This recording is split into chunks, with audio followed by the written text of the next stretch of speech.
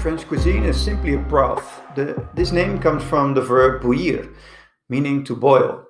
It is usually made by the simmering of mirepoix and aromatic herbs with either beef, veal or poultry bones and/or with shrimp or vegetables in boiling water. But we're not here to talk about the French today. I want to look at how Japanese makes such delicious broths.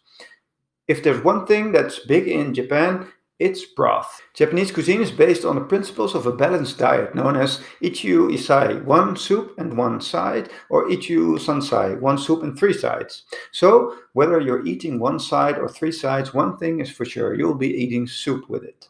It's all about the dashi. If you're looking to eat a Japanese soup with a thin consistency, it's likely you will be eating dashi. Dashi is generally made by mixing water with kombu, dried kelp, and katsuobushi. Those are dried bonito flakes. It provides that unique savory umami taste that sets Japanese dishes apart.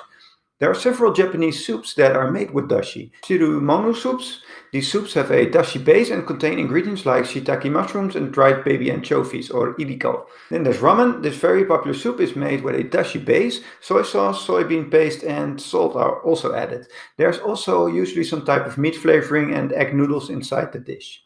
And there's miso soup. Miso soup is made by mixing dashi and miso paste. Ingredients like tofu, green onions and seaweed can also be added.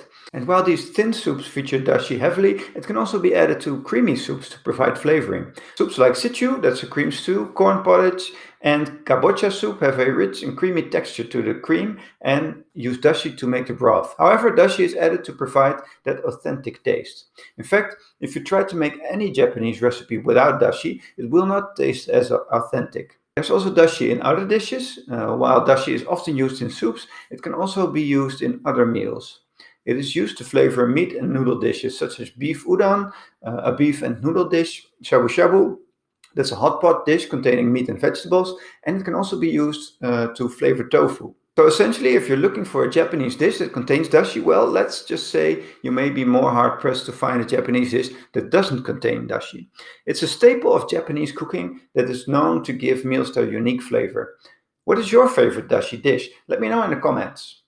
And I have another great video for you about how to substitute dashi to make your own Japanese broth, even if you don't have any. You should check that out over here as well. Also subscribe to hear more from us at bitemybun.com or search Google for Bite My Bun Dashi for all of our information on the topic.